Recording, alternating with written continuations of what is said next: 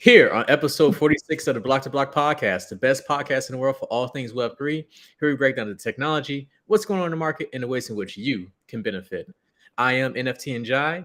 I'm here joined today by Ashonda Sanoguet, and we're really excited to bring you the Block to Block podcast. So, Thank you for having me. absolutely. So, just have to read this disclaimer, and then I'll get to your bio, and then we can take from there. So, for all of our listeners, this podcast is for general information purposes only. In no event will we be liable for any losses, damage derived from the information provided. Please conduct your own due diligence and consult any financial advisor or certified professional advisor when it comes to making choices about your money. And with that, let's get into this bio because I'm super excited with our guest today. So we have Miss Ashonda Sanoguet, who is the founder and CEO of Piggy's Repairs, an EdTech organization that focuses on teaching students from the ages 8 and up how to repair technical products and gadgets and how to become their own tech repair entrepreneurs. Ashonda has an extensive background in both tech repair and in teaching. And since establishing Piggy's Repairs in 2019, she has impacted the lives of 75 and more students, and collectively, they have repaired over 1,200 devices. So, super excited. You're making a huge impact in Bronx, New York, and just excited to have you on today. I'm excited as well. Yeah, so let's kick us off. Like, can you just tell us a little bit about yourself and like how did you get here and this point of your journey? Um, my name is Ashonda. Again, I'm the founder of Piggy's Repairs, Fix It with Piggy. I never really thought that I would be here in my journey as far as tech goes or even teaching tech. I was always just trying to get to the money growing up from college, working in Foot Locker, retail. I started at Assurion, an insurance company for a phone. So like if you ever had Verizon, Sprint, and you break your phone and you have to put in a claim, that's the people that you put in the claim with, or the company, Assurion. And I was working with them, learning how to do repairs. I decided to leave them to go to the DMV. I wanted something more stable.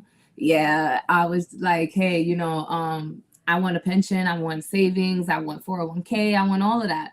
But when I went there, it wasn't what I thought it would be. The management team wasn't as supportive as I thought they would be. I didn't feel at home, and I'm not used to, like, I've been grateful and fortunate enough to be in environments where I had nothing but a supportive management team. So that was like really different. My son was a couple months at the time, between 3 and 6 months, and he had a hole in his kidney, and it was just a lot. I was going from the hospital, going straight to work, and then from work going to back to the hospital. And with the DMV, you don't have set hours. Although we close at 5 or 6 p.m., we can't leave until the last customer leaves outdoors. Yeah, so it was really hard.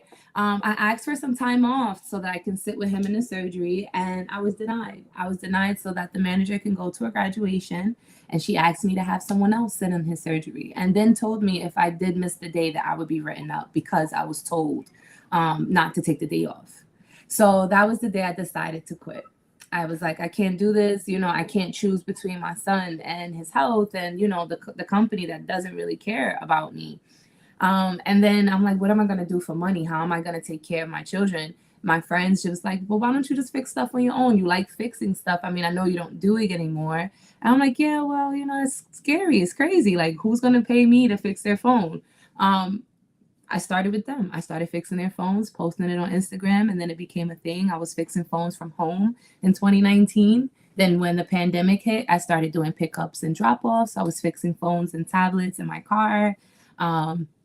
During the pandemic, I would like drive around just to get like some air, get out of the house. That was the only way I could really get out of the house because of the orders and stay-at-home orders. And I was an essential worker, so I was able to take a use of the time of being able to get out.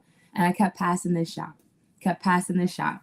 And I'm like, wow, like what if I had a shop? And I didn't think that it was possible, but I just kept working. And when I had the money, I was able to make the call, and that was that. Then we got into the shop. It's such a long story. I had the repair shop. Then I met some kids, and I was like, wait, what if we taught children how to do what I'm doing? And then that's when I was like, yeah, I'm going to try to do like a pitch deck, see how I can create lesson plans. And I shot my shot at Children's Aid Society, and they was like, yeah, let's go. And from Children's Aid Society, I got another contract. And that's when I was faced with the dilemma of keeping my shop and teaching students. My partner at the time left. So he didn't want to fix phones anymore. I was left with my technician who later caught COVID a week after my partner left. And then my son started school 2 weeks after that. And the first 2 weeks of school is half a day. So explain to me how I'm running a shop. If it's just me, I got to leave to go buy parts. I got to order parts, fix phones, turnaround times, clients, retention. It was a lot. And making that decision was one of the hardest decisions I ever had to make. But I think that it was beneficial. I think that I don't regret that decision at all. I'm happy where I am today. I decided to close it October 2022. It is now July 2023, and I have 3 contracts. So, yeah. Okay, so perfect place to stop because we have a lot to unpack. So first of all, I want to commend you for having the courage to like really go upon that journey because we all know entrepreneurship is not easy. One thing, you didn't quit your job, you fired your job because they were not conducive to your needs as a human being, as a mother, as somebody who has a child that has, a health condition. So you didn't quit. You definitely fired them. You made an executive I decision. like that perspective. Yeah. We're reclaiming the power here, right? But one thing I want to unpack from your story is just like the importance of really having the right people in your circle, right? And like, because you had your friends who were encouraging you, they said, you have this skill set, you have this passion. Like, why don't you start going ahead and like repairing devices? And you was the one who had like some of that doubt, but they became your first customers. Can you like tell us a little bit more about that? Like, just like the importance of like just having those people in your corner who are like just going to like really push you. Yeah, it's important. It's important to be surrounded by people who want to see you win. Those people are the ones who gave me my nickname, Piggy. Growing up, they used to call me Piggy, and I hated it. They would introduce me as Piggy. So when new people came into the group, now other people are calling me Piggy, and I'm just like, no. But because they're the ones who told me and gave me that push to start, I named the company Piggy. And it's a good conversation starter. It's like a piece. Like people see it and they're like, what is that? Who is that? When we had the shop, people would just come in because they want to know what the pig's about. Apparently, no one can see that she's holding a screwdriver and a phone. But yeah, so like it's extremely important to have people in your circle that want to see you win because there's no way you can do it alone. I've been trying to mom alone. I've been trying to be an entrepreneur alone. I've been trying to be me alone, and it's not possible. I don't care what anyone says. You need support, even if it's an ear, if it's a push, if it's someone that's not necessarily, I wouldn't say the best for you, but someone who's giving you advice you don't like, somebody who's saying things you don't like. You can always use that information to fuel you, right? And like to make changes. So, and I say that because there was someone in the friend group that said things to me that I didn't necessarily like or felt was right. But because of that, it gave me the push to continue and keep fixing phones and keep posting on Instagram. And because of that, I was able to build more support and have people see what I do and show me like, hey, we're here for you. Absolutely. And another key aspect about that too, like whether they're like your friends or your colleagues who are like your first customers, like with business, one thing I've learned over the years is really about that referral system when you're like starting something from scratch and you have no brand recognition, no nothing. Like word of mouth will make or break your business. But like the fact that they are not only are your first customers, they are introducing you to like future customers and like having you really do that snowball effect as well. So that, Right. shout out to the friends who call you Piggy. Right. And I learned that from Verizon, like customer reports, everything. Mhm. So I was even able to take some of the things that I've learned in retail and apply it to being a business woman and an entrepreneur and create that environment for my clients to keep them coming back. We love returning customers. Absolutely, absolutely. Yeah, so I'm curious. So you've been doing this business for like a while now, like being a tech repair technician, if I believe is the correct term. So like what are like some of the skills one needs to know? Like I'm thinking about like shows like Kim Possible, like Wade, when you have to be like that whiz kid that knows like every technical thing. Like does it have to go this deep or like how do you go about even like teaching yourself or learning the skills needed to be a tech repair to next gen? Um, I think it's easy. I think that Kim Possible is like the web development and all the coding stuff, and I'm gonna start learning that soon. I think that's more that side. When it comes to hardware, it's more of like a system, and when you follow the system and you get it done right the first time, you just follow it backwards. It's taking it out, in an order, and then going back in that order in reverse. I think that once you learn how to fix a device, you'll start to get a better understanding of where to start, how to open these devices up, and all of the information is there. You can research teardowns of how devices are open. I still have to learn. The more they produce phones, the more I have to learn. I'm always learning something about Samsung because they don't stop producing phones, and they don't all open the same way. They don't all have the same things, and you have to be very careful with certain cables and opening them up. But I think that hardware repair is really easy. That's why I'm like, why can't we teach children? It's kind of like a skill set, a motor skill set, for children, and having to pinpoint certain shapes, colors, and connect them and know where to remove this and where to remove that. I think it's the easiest entry into tech as well. And so I'm like, let's get these kids in, because I've had kids be in my program and say, hey, I'm okay with the hardware, but I'd rather find out how the computer thinks. Like, okay. It's like an introduction. So, yeah.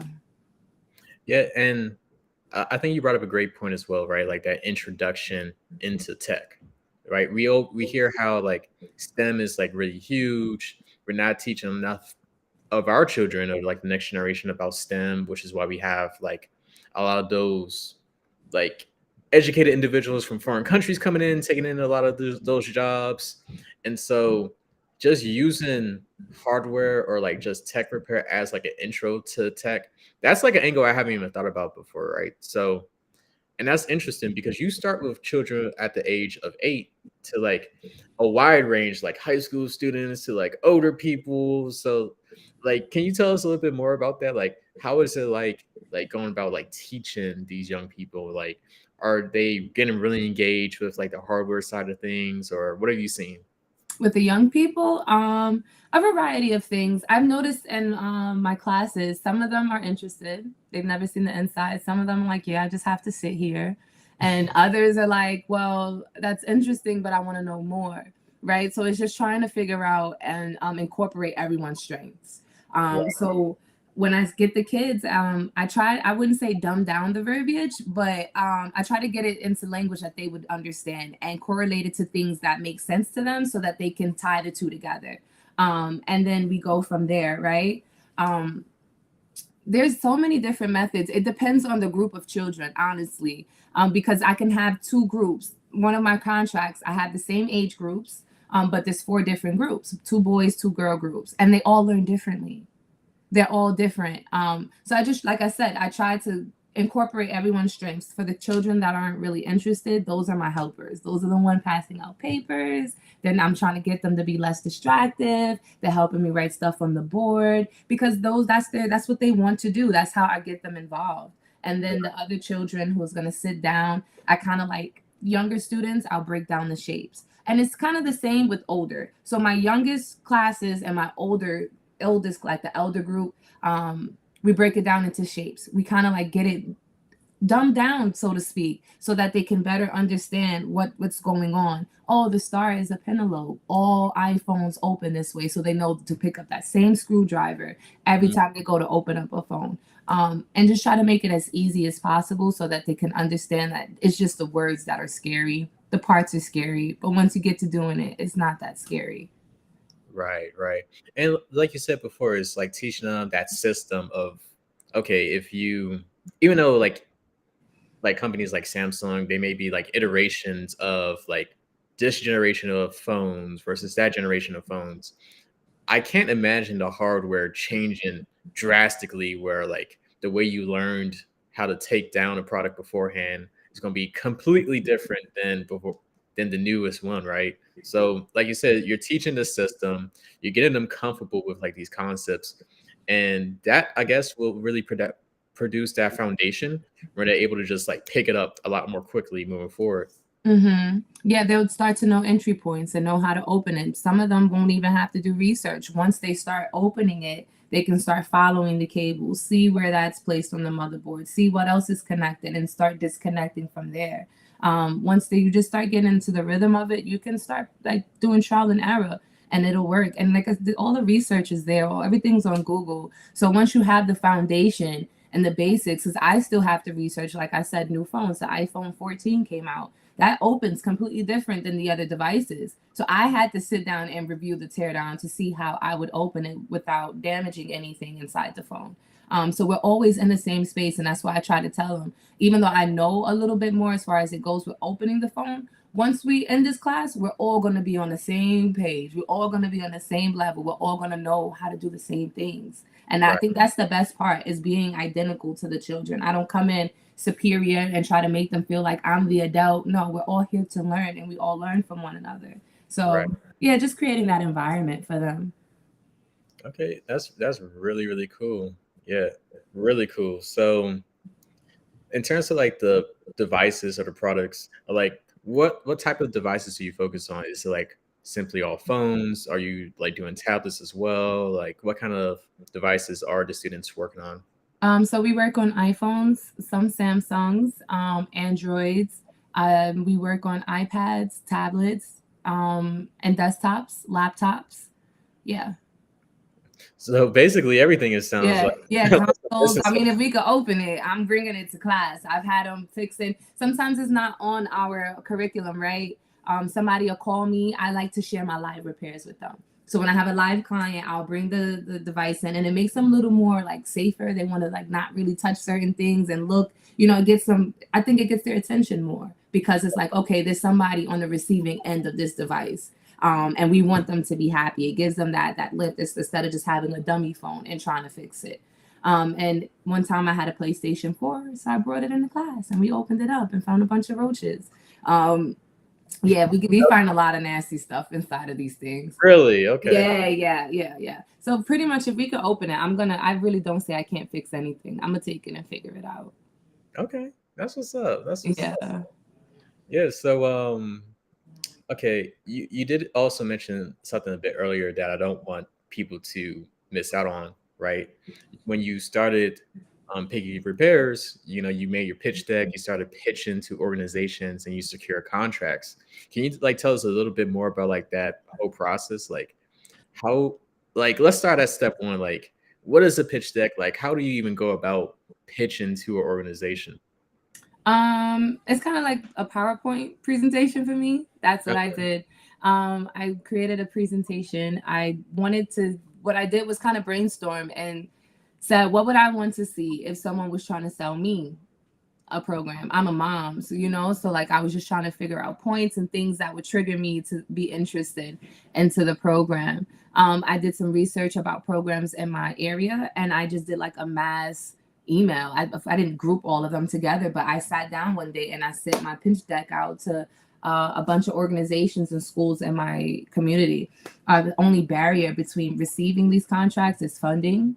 The Bronx, the schools and organizations in the Bronx is underfunded, so they're not really equipped to take the program on. And I'm trying to figure out ways to incorporate that. But yeah, it was just creating PowerPoints and putting my bio, putting what we're about, our mission, our goal, what we've accomplished thus far, and what we want to do and how we can benefit. That's another good thing. Like I learned that I had to gear my pitch deck to each of the schools that I'm applying to or asking to partner with, right?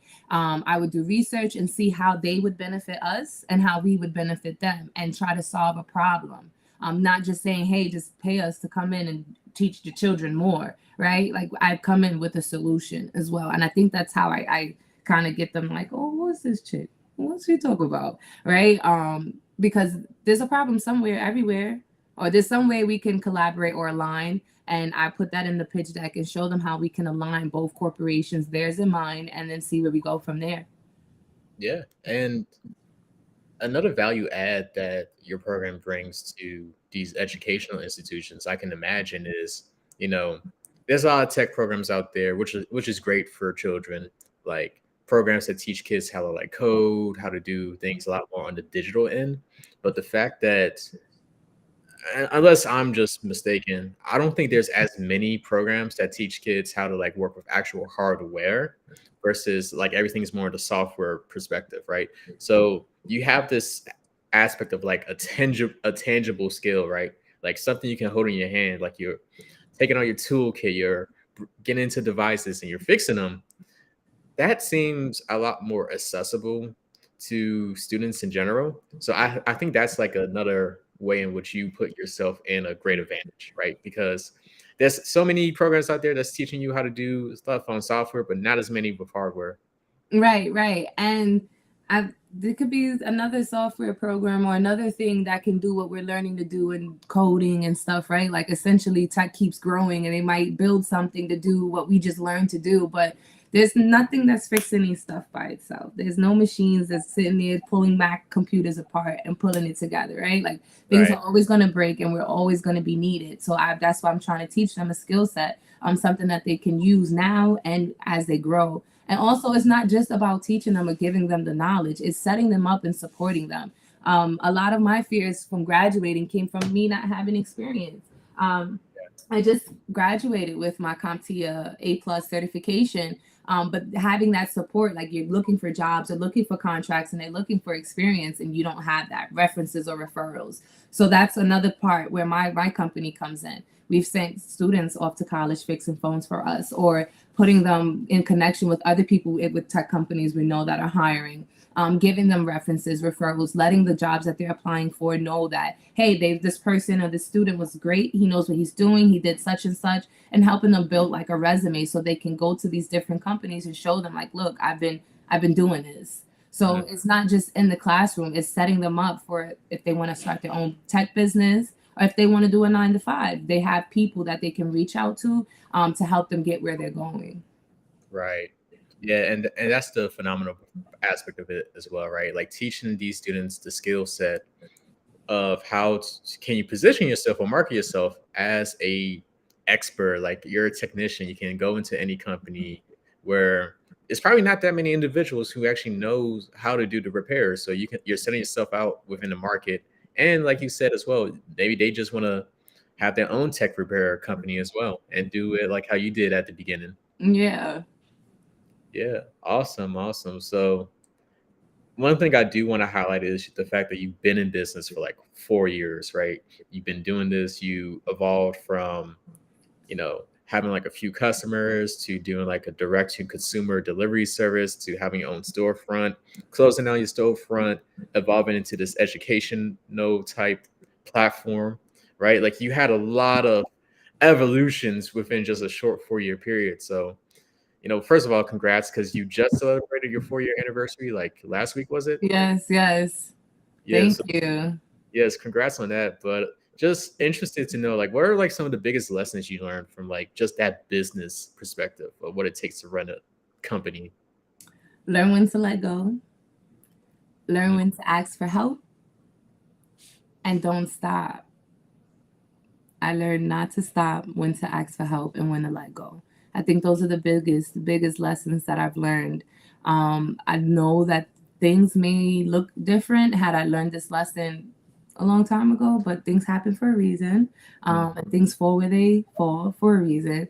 But my journey has taught me that, and I feel like turning into education and knowing that stuff now, I know that we're gonna outsource Piggy's repairs in this shop and stuff because now we have a better position and moving forward. Being an entrepreneur and running a business is hard, and again, like I said earlier before, you can't do it alone.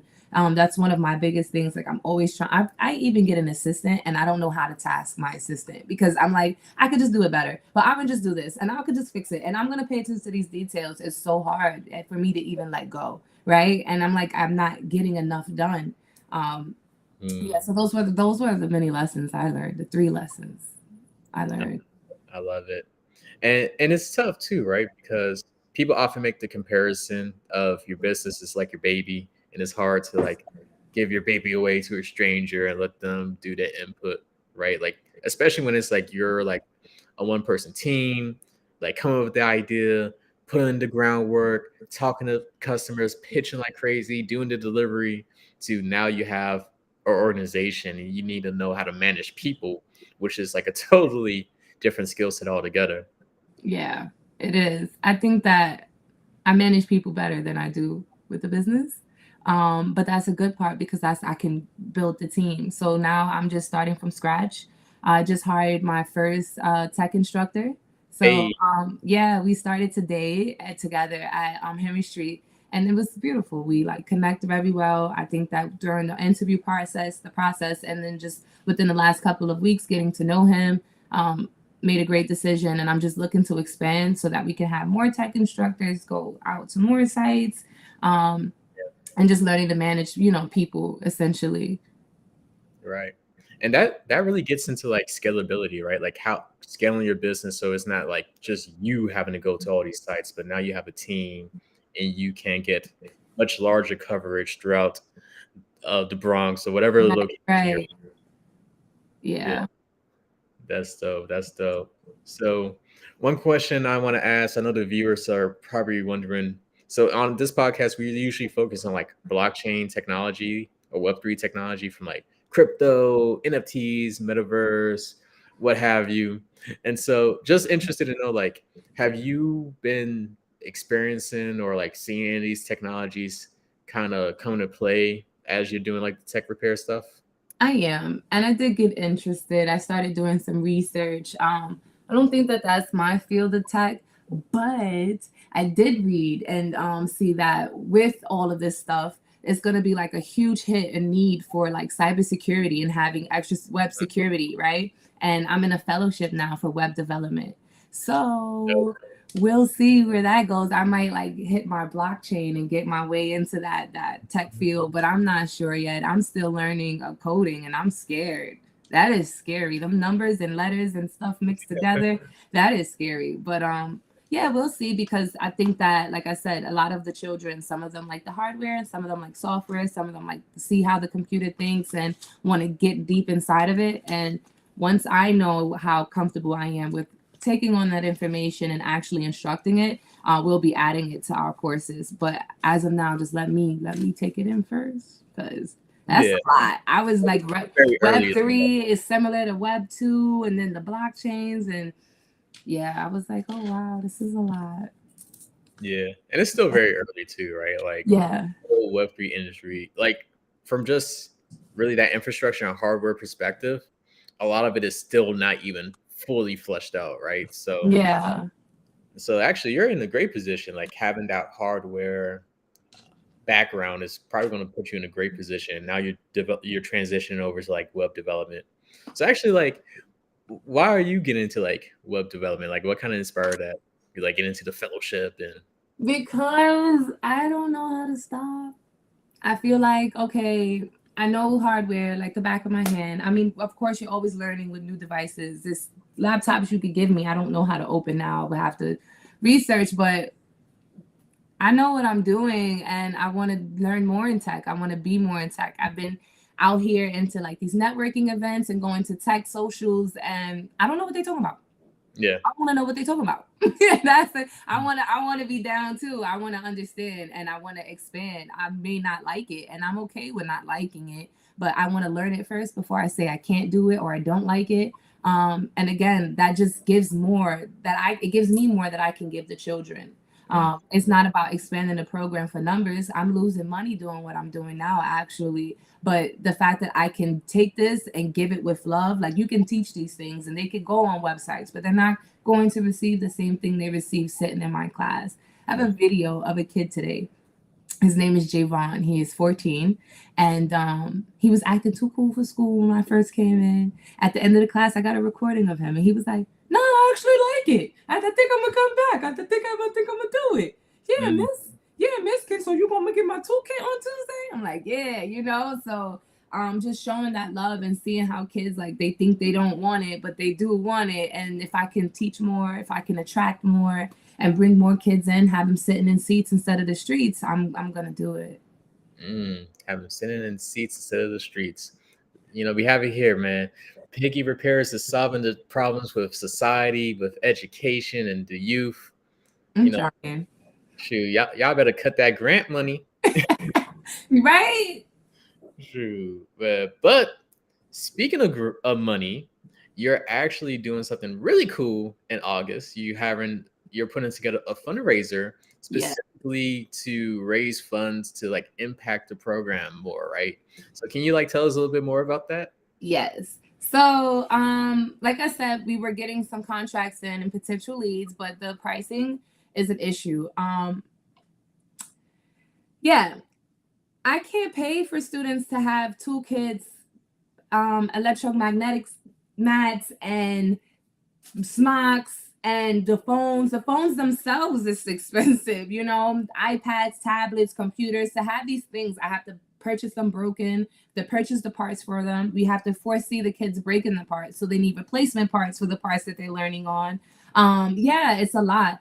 And I'm like, dang, we can't close contracts simply just because of the lack of funding, the lack of having the resources. So I figured, let's put together a fundraiser and get the community together. Let's put our money together so that we can give these things to the children and the fees would no longer be a problem. I mean, if they told me they couldn't afford the instructor fee, I would still do it. Honestly, I have done so with Children of Promise. I've been volunteering for them. They only reimburse me for the funds, for the toolkits that we provide. And then I will provide, if there's additional kids, I meet up with like other tech companies or other people that I know and see if they'll donate devices for us. So essentially, that's just to get rid of that fee thing. And if we can raise enough funds, we can provide these students with toolkits and the materials it would take for them to successfully complete our course. Also, we're trying to collect more funds so that we can cover the Apple certification exam fees. There's no age limit on the Apple certification exam. So if we find that the students are equipped enough to understand the terminology and the language and the preparation guides, then we're going to host classes to prepare them for these exams and pay for their exams so that they're Apple certified. Yeah, that's amazing. And you bring a great point as well, right? You're making a huge impact. You're teaching these students how to, take down devices, but it's expensive. It's a lot of capital from like the parts, the equipment, the hardware. You need a lot of bread just to like really run this operation successfully. Yeah, it's like $600 a student to fully supply them with everything: the phone, the parts, the materials, the heat gun. And you have to make sure that they're safe, that they have all of the things that they need. So we're even looking for people, if you can't make it, to even sponsor a child and donate to a child so that they can secure their seat in the classes. Mm, yeah. So what's the fundraising goal for the for the gala event? We're trying to raise $10,000. Okay. That day is going to be really big. We have a professional barber who agreed to give boys or even girls free haircuts. We have a professional hair braider who said she would give free hair braiding or hairstyles to any of the children. We have a free coding station. My old business partner agreed to do 30-minute sessions and let the kids sit on the laptops and see if they like the code, because they might want to join a future coding session or a coding class with her. I have a baking station, and she's gonna be baking cupcakes and having the children decorate their cupcakes. We have some great guest speakers coming. News 12 agreed to cover the event. So like, I'm just trying to get more people on board and see how much we can give back to the community, while we're like, I know that we're asking for money, but essentially it's for the children. We have a company that is teaching culinary to children, so they'll be serving us our 3-course dinner at the end of the night. It's gonna be dope. It's gonna be really dope. I'm just trying to, like I said, get Black vendors or minority vendors so that these children can walk in a space and see people that look like them actually working for them, and seeing them saying like, hey, we support you guys. So yeah, it's gonna be dope. Pop-up shop during the day, dinner at night, and then everybody go home. And yeah, that's exciting. I'm excited for it. And it's Yeah. August the 5th. Yes, August 5th from 3 to 8. Definitely. So if you're listening, the Eventbrite ticket will be in the description below. Definitely pop out, definitely support. Even if you can't attend, like you said, you can like donate to, and like even sponsor a child or donate whatever you can to like really help out the cause. $10,000, that's a achievable goal that we can all reach together as a community. Yeah, that would help us see at least 8 children. Wow. Yeah. 8 So lives. Yeah, which is dope, and that's good because I can, like I said, get other devices. I always have people coming to me giving me broken things, but the more we expand, the less we can do. That's the problem. Like with one contract and two contract, the little donations and the devices I get suffices. But now that we're expanding and people want us, it's like, okay, I can't foot the bill for this anymore. Um, right. So I just want everyone to get on board so we can reach more kids. It's not about the money, it's about giving them what they need. And I think it's a perfect time too, like free haircuts and braiding, and school's about to start. Because I was gonna get a haircut before popping up, but shoot, and Yeah, now you see, I get your might free just haircut. I might just show up bummy and just get. Yep. And then the fact that we're all wearing all black and we're coming out as for gala style, is important to me too. We usually don't have times where we get to dress up and celebrate ourselves. I want the kids to dress up, wearing tux, tuxedos, and suits and dresses, and celebrate yourself because we deserve it, and we don't need to wait for other people to create an environment for us to say we did it. So that's another thing. Everyone all black, everyone dressed up, everyone to the T, and show these kids that we are like really here for them. Definitely. And a couple more questions about the fundraiser because I remember when we met each other at a conference back in May, and we was chatting it up, and then you was just like sitting off in the corner at one point, just writing down copious notes, and then you said, "I just have this idea for a fundraiser, right?" Oh, you were, yes, yeah. Yeah. So, and you were saying like you never even done one before, but it sounds like you're doing it big already, like from all the vendors, like the media coverage. Like, can you tell us like what have you learned so far throughout this whole organization process? I know it hasn't happened yet, but you're in the weeds right now. Oh man, it's a lot. It's a lot. I be coming up with these ideas and I don't know. I get into them like, what did I get myself into? It's a lot of work and a lot of details and things that I'm like learning. I'm making a lot of mistakes. Let that be known. I am making a lot of mistakes, but I'm learning from them. I'm just putting myself into courses and I'm researching and doing like webinars for networking and for fundraising. There are webinars like specifically for fundraiser, how to um, obtain sponsorships, how to obtain tickets and sales and marketing and things of that nature. So a lot of this, although I'm generating vendors and I'm bringing people to the table, most of this time I was learning, I was researching, I'm like Googling and like I said, attending webinars and taking notes and applying them and doing trial and error, see what works and what doesn't. Right. And that's great because not only are you learning, like oftentimes, right, for those of us who may get excited, we get a bit ambitious, we'll take action by like learning something, like taking a class, reading a book. But then it gets to a point where you get analysis paralysis, right? You just want to keep researching and not take action. But you are taking action in the middle of learning, which I think is the best way to do it because experience is the best teacher. Yeah, I'm impulsive, sometimes to a fault, but I'm impulsive. Yeah. And then I think it puts the foot in my behind too. Like it's kind of like it's too late. You posted about it already. So, like it's kind of like just pushing me out there so I don't stop. Then I'm like catching a vendor. Now I have a vendor. What you want to do? Say you canceled? Like, now you got to keep working. And now people are Exactly. starting to see traction. Hey, look, now I'm on here. Now I got to make sure everything looks really nice. It's just putting that foot in my behind to make sure that I keep going and don't stop because it's easy to stop. It's easy to give up. It's easy to just lay in bed under the blanket and not do the work. But yeah, I'm just gonna keep doing it until I see what happens. And then I honestly feel like even if this year doesn't go the way that I want it to go, that's just a bigger foot in my behind for next year because we want to do it again. Hmm. Right, because this could be really your hallmark annual event, right? The Yeah, right. gala, or what's the official name? What's the official name of the? It's the all black fundraising gala. Fix Okay, it with Piggy's all black fundraising gala. okay, I called it the Piggy Gala. That's my first mistake. Yeah, my name is too long for the fundraiser. Just learned that. Yeah, but we keeping it until next year. Love Yeah. Love it, love it. Anything else you want to mention to the about the fundraiser to the viewers? No, I just want you guys to come support. Like I said, if you can't, you can always hit the link and donate. We're gonna have the pop-up shop, so it's gonna be really dope to have children. All kids 5 and under are free. And you just look on the Eventbrite, you can see the code for kids that are 5 and under. Everything like the highest ticket includes the pop-up shop and it includes the dinner. And at the end of the night, that's when we'll be able to kind of like network, speak with one another, and they'll even be able to personally meet these children that are in the program. The kids are going to be giving testimonies and doing performances. Oh, we're having a pitch-a-thon.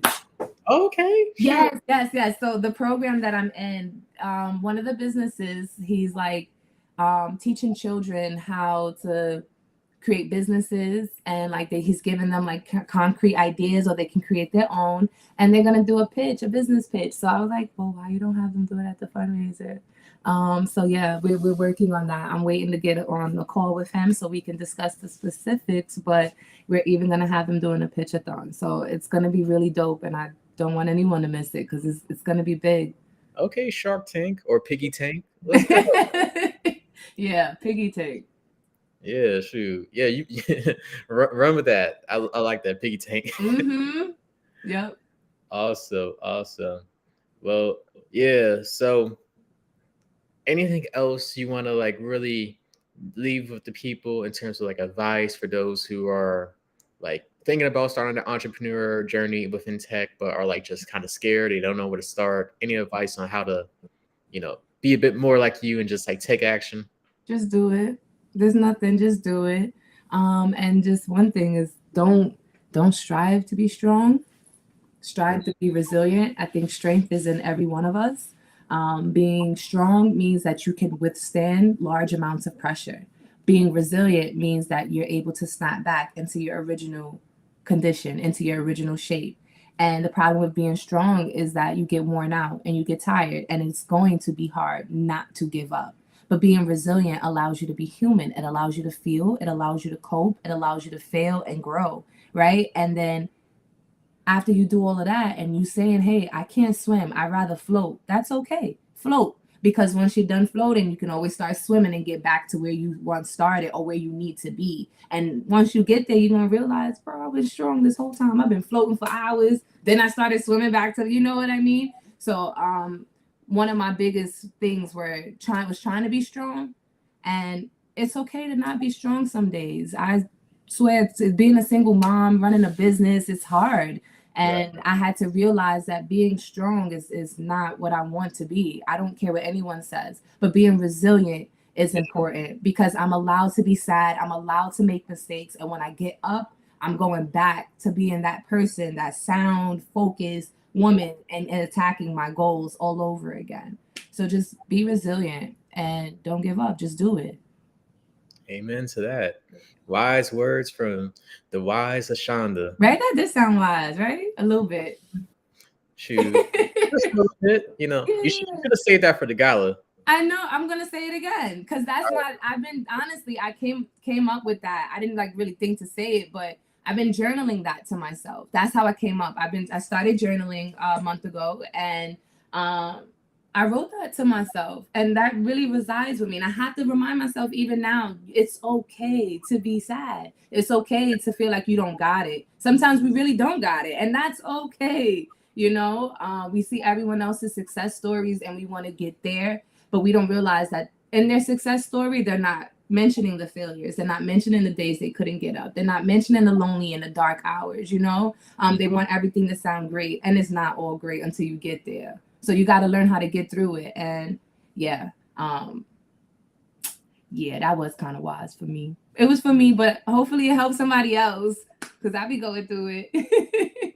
True. But that's why it's important to be resilient, right? And understand that it's a marathon, it's a journey, it's not a race, and it's something that you have to do day in, day out. Thank you again for your wise words. We're really excited for your journey. Shout us out to you for your 4-year anniversary and for the fundraising gala that's going to happen on August the 5th. Link will be in the description below for you guys who are viewing. Please tell us where the people can reach out to you and follow you. You can follow me via Instagram at Fix It with Piggy. Go to my website, fixitwithpiggy.com. You can schedule your repairs there. You can even get repair courses there, and you can bring me in one of your schools. If somebody's in a school, they know a profit, a nonprofit. You thinking about making a nonprofit? Come partner with me. Yes, absolutely. Well, this has been episode 46 of the Block to Block podcast. We had a special one. Thank you all for watching. Please make sure to like, comment, subscribe, and share out with your loved ones. I'm NFT and Jai. Peace.